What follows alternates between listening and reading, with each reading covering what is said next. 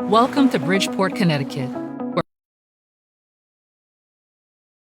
Welcome you to this year's State of the City Address at this beautiful location here at the Hartford Healthcare Amphitheater. Thank you to Howard Safan and the team here at the AMP for hosting us again this year. I think this is our third year here. We're very excited to be here, and we got a beautiful day, right?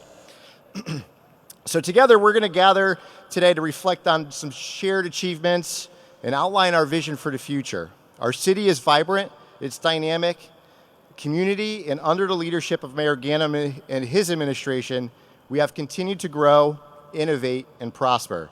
So thank you to Mayor Ganim for his leadership, and thank you to his administration.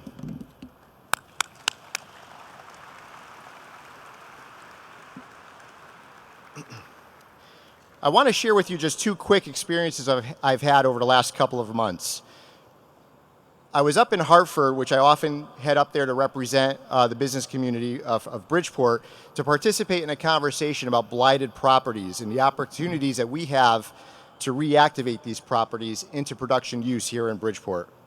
Senior Economic Development Associate Jonathan Delgado from the Bridgeport Office of Planning and Economic Development really stole the show that morning, showcasing the beautiful mural projects that you've seen around the neighborhood and highlighting the reuse of Post Office Square and Skateport. A couple weeks after that, I was in downtown at the Stress Factory, where Connecticut Main Street Center made a stop here on their Spotlight of Main Street tour. And it was great to hear Deputy Director Bill Coleman doing a wonderful job showcasing all the things that we should be proud of here in the city. The AMP, the arena, the marina, and a number of other future projects that are lined up. So I want to commend Bill Coleman and the Office of Planning and Economic Development under the leadership of Tom Gill for the great job they've been doing. Thank you.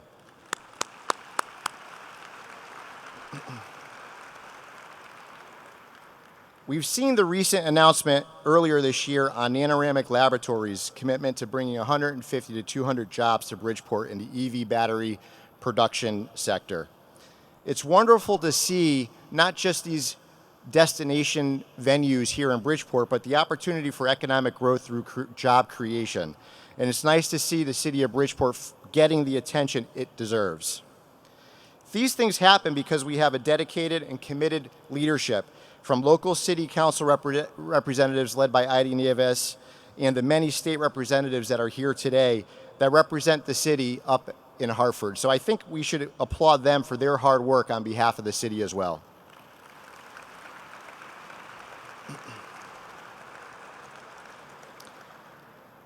We also have a very committed group of leadership in the business community here in Bridgeport, especially organizations like Crown Castle, our presenting sponsor this afternoon, Inframark, Aquarium Water Company, M&T Bank, UI, and Live Nation, all sponsors to make today's event happen. So thank you all for your leadership.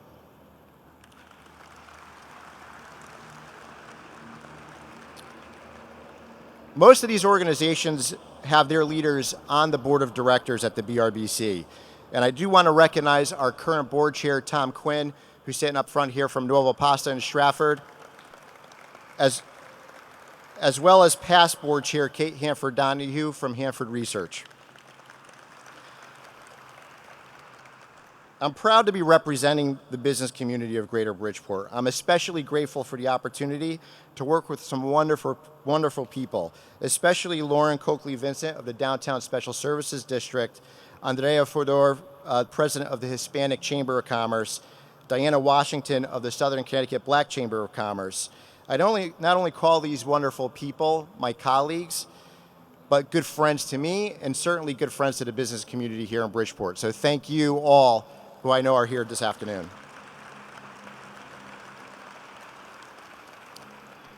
As you know, the Bridgeport Regional Business Council is a makeup of 3 chambers of commerce. Leading our Bridgeport chamber is none other than Crystal Ingram of Greater Bridgeport Transit. If you haven't been to one of our Bridgeport chamber meetings, I invite you all to stop by. They meet once a month, and she does a really wonderful job of bringing the Bridgeport business community together. I appreciate her so much. She always has a smile and a kind word to uplift your spirits. So come on up here, Crystal. And as she comes up, and as we listen to the mayor's insights and plans, let us celebrate our progress and commitment amongst each other, working together for an even brighter future for the city of Bridgeport. And with that, Crystal Ingram, Board Chair of the Bridgeport Chamber of Commerce. Thank you. Good afternoon, everyone. And it's a pleasure to stand before you this beautiful afternoon. I was in charge of the weather. Everybody else did the other part. So I want to share a experience I had at a conference several months ago, and I thought it was something I should share with all of you. Anyone who knows me knows that I am like the warm and fuzzy type. So at this conference, this distinguished speaker asked us to turn to our left and tell the person next to us that we appreciate them and we thank them. So I'm trying it out today. Turn to the person to your left and tell them that you appreciate them and thank them. Now, tell the person to your right that you thank them and you appreciate them. Okay. All right, so we're off to a warm and fuzzy start. So, what can I say about BRBC members? BRBC members are citizens who are part of the solution. I encourage all of us to continue to involve young innovators. I encourage all of us to create room for experimentation. I encourage all of us to aim for connectivity for many, not just a few. I encourage all of us to build a bold leadership. Be mindful that someone else is dreaming of the job you hate, the home you complain about, the smile you forget to wear, and the health you take for granted. Don't let difficult times make you forget your blessings. We are all blessed to be here today. It is obvious that we are older than last year, but more importantly, we are still relevant. And speaking of relevant and relevance, I'd like to speak about my colleague and our Stratford Chamber Chair, Bob David. Bob David was born and raised in Milford, Connecticut. He is a graduate of Northeastern University and has an MBA with the University of New Haven. He has a master's certificate in diversity, equity, and inclusion from Cornell University. A resident of Stratford, Connecticut for the past 25 years, he is a former two-term councilman. Bob is a former member of the Board of Education and serves as vice chairman. Bob currently sits as a board of directors of Sikorsky Financial Credit Union.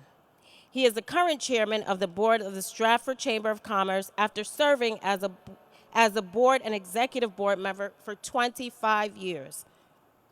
Bob is also the chairman of the Roosevelt Forest Commission, a former constable. He serves as justice of the peace. So if anybody wants to get married afterwards, see Bob. He has served and chaired numerous commissions and currently is chairman of the Business Education and Support Team. He served for 20 years for Financial Review and Finance Committee for the Stratford Board of Education. Bob is one of the founders and chairman of the Stratford Education Foundation, a 501c3 who supports the Stratford public school system. Bob has over 25 years of telecommunication experience and worked in sales and sales management role at Crown Castle. He has earned his company's prestigious President's Club for 16 years. It is my pleasure. You know what? By the way, he asked me to cut this down, but who wants their bio cut down after all that hard work, right? So I did not follow those instructions. Give a round of applause for Bob, who is still relevant. Thank you.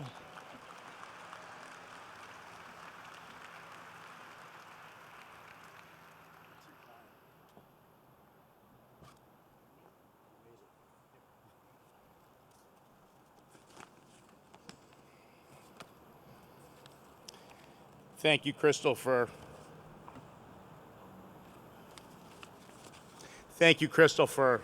no, you should have cut that down. My name is Bob David, and I'm the Regional Market Manager for Crown Castle. As you heard, I'm the current chairman of the Stratford Chamber of Commerce and proudly sit on the board of directors for Sikorsky Financial Credit Union.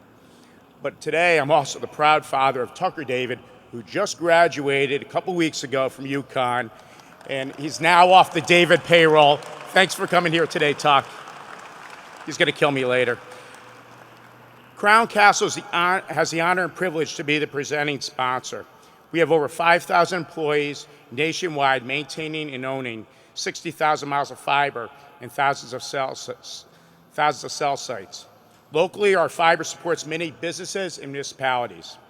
As a title sponsor, I have to name drop the City of Bridgeport, Bridgeport Public Schools, Region 9, Town of Board Ed at Stratford, Fairfield, Trumbull, Sacred Heart, Yale New Haven Health, Hartford Healthcare, and the State 911. We provide that service. But enough about Crown Castle. We are here to listen to Mayor Ganim. The City of Bridgeport is vital for Fairfield County's growth. Whether it's the zoo, healthcare, or education, we need a strong Park City. Joe Ganim is now in his 8th term as mayor of the City of Bridgeport. During this tenure, both now and in the 90s, Mayor Ganim has demonstrated sound financial stewardship, including balanced budgets, holding the line on taxes, and most recently, a bond rating increase for both Fitch and Moody's. As the financial position of the city improves, Bridgeport is also experiencing a significant development under the mayor's leadership, including Steel Point, Honeylucka Square, and several major housing developments. And between this amphitheater and the upcoming Soundside concert series, Bridgeport is reinventing itself as the arts and entertainment capital of Connecticut. A shout out to Howard, Jimmy, and this team. This place is absolutely amazing.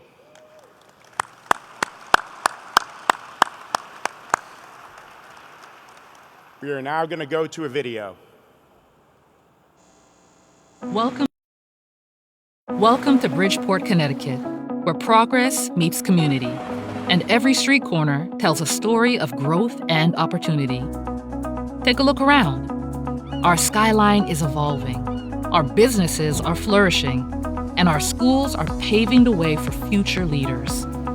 As a city, we're committed to investing in our most valuable asset, our people.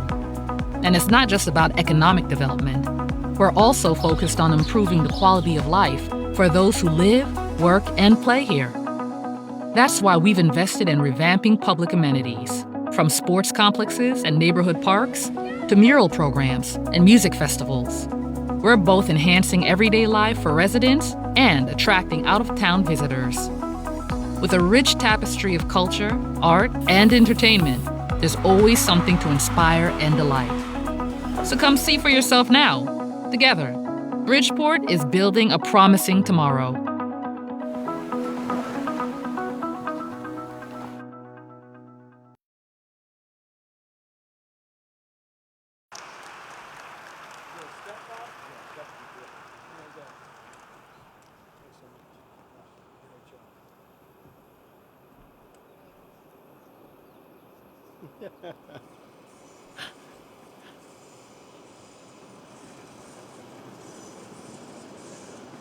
So let me first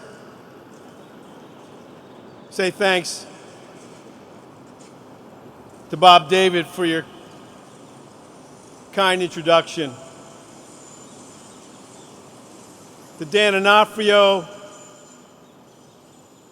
members of the Bridgeport Regional Business Council and Chamber of Commerce, members of the City Council, our state legislative delegation, and I see over to my right the Mayor of Shelton, Mark Loretti. Mark, thanks for coming. To my family and all that have joined us today, honored guests, it's my pleasure to join you all this afternoon and give you my annual State of the City address. This is actually in my 8th term now, my 20th State of the City address. I would claim the state record, but then I saw Loretti here and he know I'm lying because he's got more years than I do. But let me start by saying, last year, you might remember, that I laid out a three-part vision for how we'd move Bridgeport forward and make it a better place for residents and businesses. The three pillars of this vision for a better Bridgeport include: 1, growth and development; 2, a better quality of life; and 3, fiscal stability. And I have to say that this framework is really helping me and my administration take a focused approach to Bridgeport's greatest challenges and best opportunities for the future. And as you'll see for yourself today, between the projects and initiatives that are currently underway, as well as many new proposals on the horizon, the Park City is experiencing a rebirth that is showing that it's more poised for success at this moment than at any other time that I can recall. So let's first look at economic development. Our waterfront is coming alive. Across Bridgeport Harbor at Steel Point, a 28-acre site is under active construction. Thanks to the efforts of Bridgeport Landing Development, the August, as it's called, will bring new life to Bridgeport's waterfront. It'll feature 420 new apartments with 160 set aside for workforce housing, a 4-level parking garage, 10,000 square feet of retail, a dog park, a harborside saltwater pool and deck, EV charging stations, a pickleball court, and over 50,000 square feet of direct public access to the waterfront. This is only the first phase of a $620 million project that, as I mentioned, will transform the Bridgeport waterfront. By the way, last week, the Steel Point District closed on its latest round of funding, and the results were impressive. 20 different banks, including both local and national banks, bid to be a part of this project. This is a clear indication from the financial markets that Bridgeport is on the move, and the time to invest in the Park City is now. As we continue our focus on the waterfront, I'm pleased to announce that the Bridgeport Port Authority is almost done building the infrastructure for a new high-speed ferry terminal. The Port Authority awarded the development of the high-speed ferry operations to Hornblower Group, with the goal of bringing high-speed ferry service from Bridgeport to Manhattan. And this past year, thanks to our legislative delegation and the support of Governor Lamont, we were able to secure almost $23 million from the Community Investment Fund grant, the largest ever awarded by the state, to demolish the old PSEG plant right here. Round of applause and thanks to our state delegation. And to move that along, you should know we're currently working on an agreement that would bring that plant down within 36 months and thereby opening up another 33 acres of waterfront development. As we continue to make progress on these projects, our efforts are attracting other private investors to Bridgeport. This past winter, we announced a new professional soccer team called CT United, which was approved by Major League Soccer to come right here to Bridgeport. A new soccer stadium is proposed on a 15-acre waterfront site along the Pequannock River, and the first stages of this proposal are already in the works, as the state of Connecticut recently announced an investment there of $8 million on that site. As the city becomes more attractive as a place for large-scale investment in sports and entertainment, it's also becoming a more desirable place to live. As a result, we're seeing a great increase in housing developments throughout the city, with well over 1,000 units underway. In addition to the 400 units underway at Steel Point, another 400 units are also being constructed downtown. For example, Primrose Construction is nearly finished with its 100-unit development at Congress Plaza in North Downtown.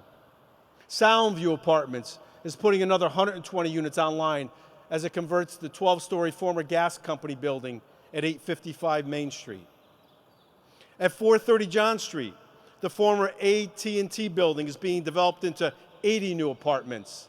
And this mixed-use complex will include an art gallery on the ground floor and the city's first rooftop restaurant. Now, as we strive to meet the huge demand for housing in the region, we prioritize the construction of affordable housing in our city. Earlier this year, I signed an executive order directing our city departments to work towards a goal of constructing over 5,000 new housing units throughout the city by the year 2030, with a goal of 30% of these new units being affordable. And already, we're working on getting the job done. For example, in addition to all of the housing units already mentioned, 85 units of affordable mixed-income housing are under construction at Crescent Crossing on the east side.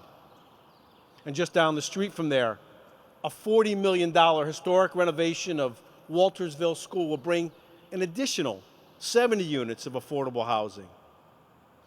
And we're working directly with our Public Housing Authority, Park City Communities, in an effort to advance the demolition and redevelopment of the green homes into mixed-income, modern, affordable housing at that site.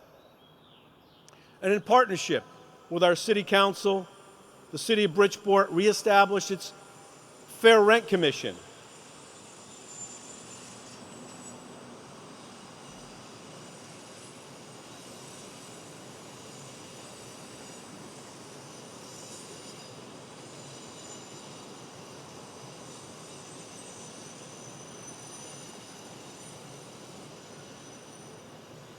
Fair Rent Commission aimed to help address the rising cost of housing affecting our most vulnerable residents.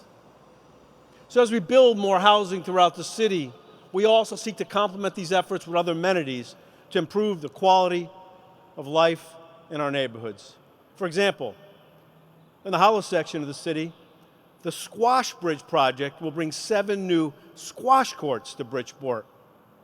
This is geared towards youth engagement in the sport with an eye towards increased college enrollment. On Stratford Avenue, the Honey Locust Square development will bring a long-needed neighborhood grocery store to the East End. Anchored by the recently restored Newfield Library, this 35,000 square foot retail plaza is expected to open in the fall. And it's going to include a pharmacy, a community health clinic, and thanks to a commitment by M&T Bank, a new bank branch. On that note, I want to thank M&T for stepping up, planting a flag here in our community, and becoming a true partner. Thank you so much.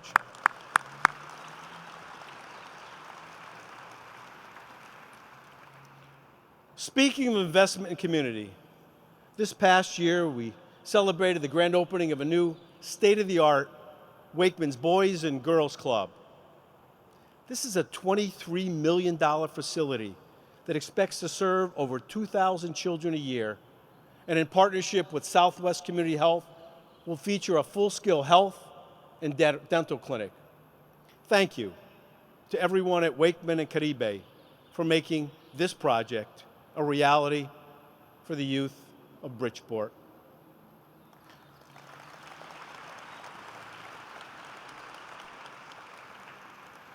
And across the city, we continue to aggressively pursue the demolition of chronically blighted buildings.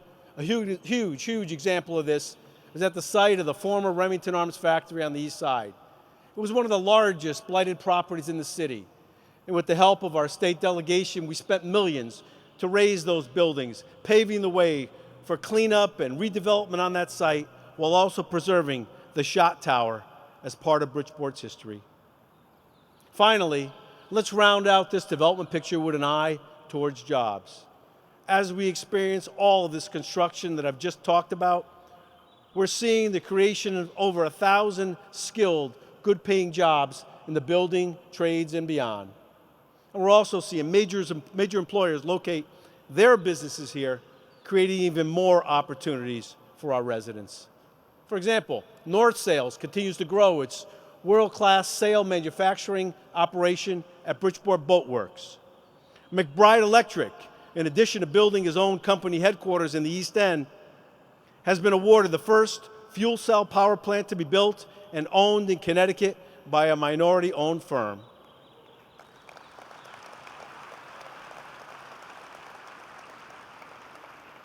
And maybe biggest of all, Nanoramics Laboratories is investing close to $100 million in partnership with the United States Department of Energy to bring its lithium battery semiconductor assembly to Bridgeport. This project alone will create 200 new jobs in the Park City, while also complementing the educational institutions in the region, such as the University of Bridgeport School of Engineering. So, the good news is we have a lot happening on the economic development front in Bridgeport. But part of attracting residents and developers to Bridgeport involves what I'll refer to as our second pillar of our strategic vision for Bridgeport, which is improving the quality of life in the city. And as this amphitheater enters its 4th season, not only did I get to sit next to Jimmy and Howard, but I'm proud to say that the AMP is on track to surpass 500,000 tickets sold as people flock here in large numbers to see world-class music and comedians perform right here. Thank you for bringing us the Amphitheater.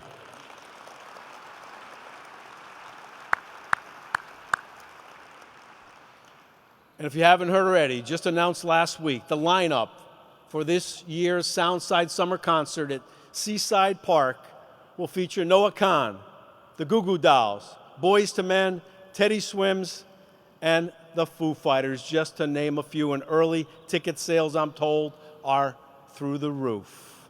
It's truly incredible, really, to see us attracting this kind of talent and excitement to Bridgeport, and it's keeping us, Bridgeport, on the map as the center for arts and entertainment for the region.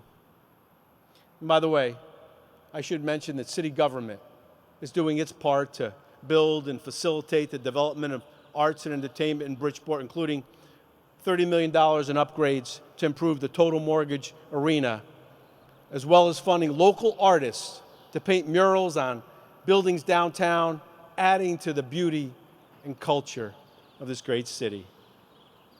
Now, as we work on what I'll call the fun stuff, we're also being mindful of the fundamental quality of life issues that people rely on city government to handle. For example, the city of Bridgeport has invested more money in street paving and pothole filling than at any other time in the city's history. And by popular demand, last year we brought back household bulk trash pickup, which was ceased for almost 2 decades. And I got to tell you, this program is so popular, the city picked up over 1,000 tons of bulk trash last year, so we decided to continue the program again this year. And in this 6 weeks, we've already collected 700 tons of trash, way outpacing last year. In the area of education, the city is stepping up to help our new superintendent of schools transform and improve our school district. Over the last years, actually the last 8 years, we've increased our annual operating investment in the school district by over $15 million, including an increase of $3 million in this next fiscal year. Additionally, since 2015, the city has bonded close to $100 million on school construction projects. Among those investments are 20% of the funds for the new Bassick High School in the South End, a $130 million project, which is moving really fast and is expected to be open by August of 2025. And the new Winthrop Elementary and Skane School campus, a $75 million project which is expected to commence next school year. And beyond even these commitments to primary and secondary education, we're moving forward with a commitment of over $1 million of seed money funding for a program called Bridgeport Promise to provide college scholarships to qualified Bridgeport students to help them eliminate financial barriers to higher education. Children in Bridgeport should have the same opportunities as children in Greenwich to make it to college. And this will go a long way in doing that. Finally, our administration is as committed as ever to improving public safety for our residents and businesses. This week alone, we were awarded a $2.5 million grant by the U.S. Department of Transportation to improve pedestrian safety.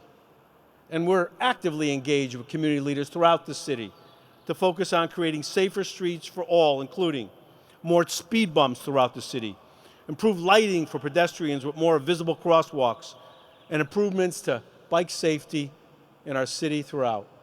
All this in an effort to make our city more walkable and bike-friendly while reducing serious injuries and fatalities. We're also committed to ensuring that our police and fire departments have the funding and manpower they need to get the job done. And that's why our budget funds the hiring of 100 new police officers and funds several new fire class recruits. As we conduct this recruitment, I'm happy to say we're seeing more Bridgeport residents in the ranks, more racial diversity in the ranks, and more women who have been historically underrepresented. So thanks go out to all the brave individuals who keep Bridgeport safe each and every day.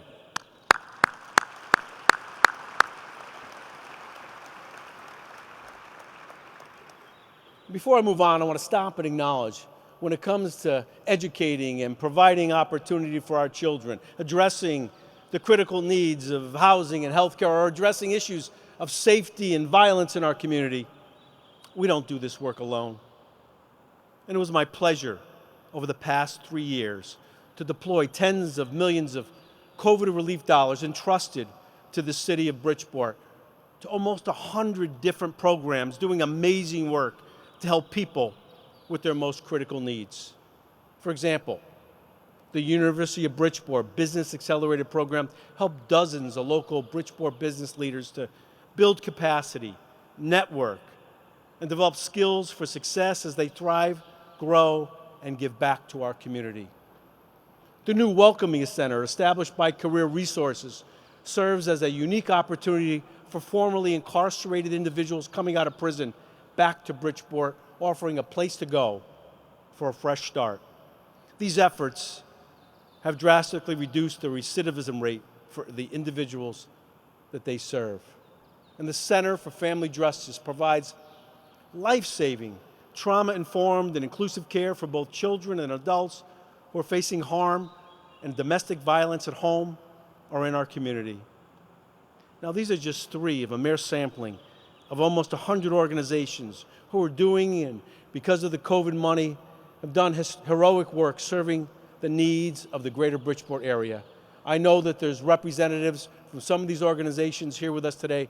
I'd like to have them stand and be recognized for all the work they've done for our community. I know Center for Family Justice is here, so thank you.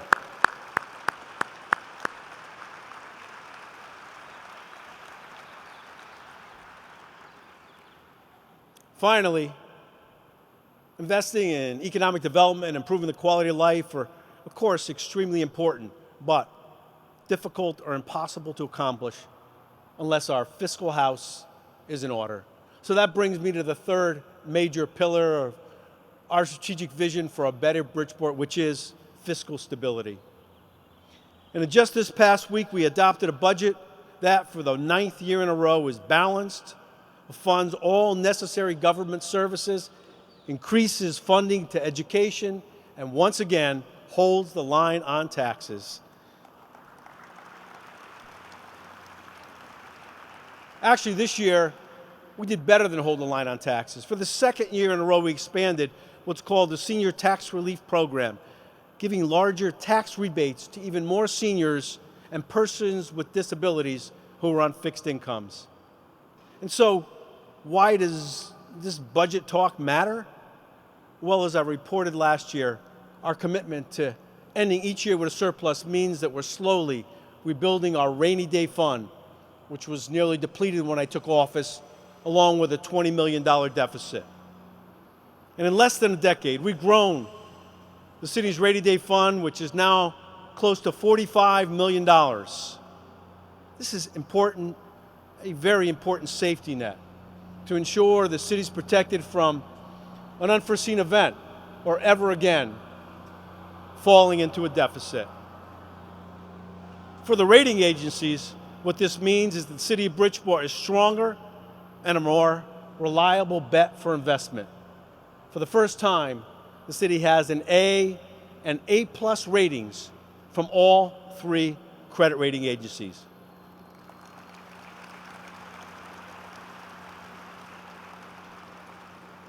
And for you, for us, what that means for taxpayers is lower interest costs, and thus lower costs when the city bonds for important infrastructure needs like the school construction we talked about, capital investments that are proven Senate that improve our city, like many that I mentioned today. So, as I conclude here today, let me leave you with one thought, which is that every time I come here, besides hearing a train, that was my shot at a joke, Howard, I'm sorry. Every time I come here to give this address of the state of the city, I become genuinely more optimistic and hopeful about the direction that our city is going in. Our population, our housing stock, economic investment, our quality of life, our rainy day fund, our bond ratings are all on the rise. Every year, this city is approached with new, exciting opportunities which were seemingly unheard of or didn't seem possible before. Therefore, my friends, I'm proud to report that the state of our city is strong. And with your help and support and a continued vision for growth and development, better quality of life, and fiscal stability, we're building a promising future. And I can say with great confidence that Bridgeport, our best days are yet to come. Thank you so much for the opportunity to present my State of the City address again to you and members of the Bridgeport Regional Business Council.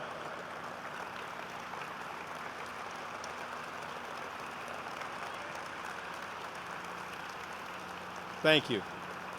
Dan, I'll give it back to you.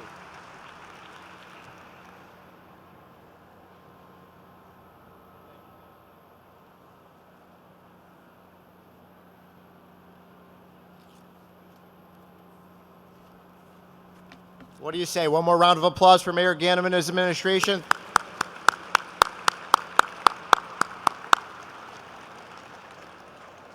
So as we conclude,